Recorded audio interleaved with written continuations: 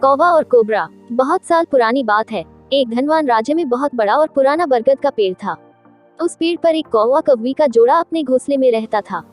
ये जोड़ा दिन भर भोजन की तलाश में बाहर रहता और शाम होते ही लौट आता। उसी पेड़ के पास एक दुष्ट सांप कोबरा भी रहता था। कौवा कौवी का जोड़ा बहुत आराम से गुजर बसर कर रहा था। इसी बीच कौवी ने अंडे दिए। दोनों बेहद खुश थे। लेकिन एक दिन जब वो बाहर गए तो सांप उनके अंडों को खा गया। दोनों बहुत रोए। अब हर साल मौसम आने पर कौवी अंडे देती और वो सांप कोबरा मौका पाकर उनके घोंसले में जाकर अंडे खा जाता। वो दोनों ही समझ नहीं पा रहे थे कि आखिर उनके बच्चों का दुश्मन कौन है। लेकिन जल्द ही वो समझ गए कि हो न हो यह काम उस सांप का ही है। सांप तो अंडे खाकर चला गया, लेकिन कौवी के दिल पर जो बीता वो सोचा भी नहीं जा सकता था।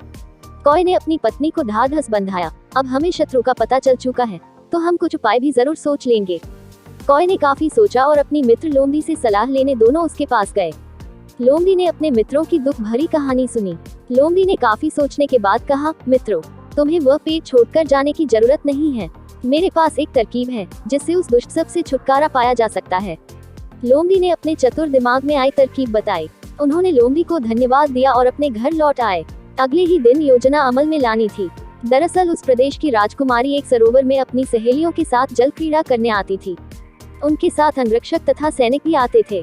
जब राजकुमारी और उनकी सहेलियां सरोवर में स्नान करने जल में उतरी तो योजना के अनुसार कौवा उड़ता हुआ वहां आया।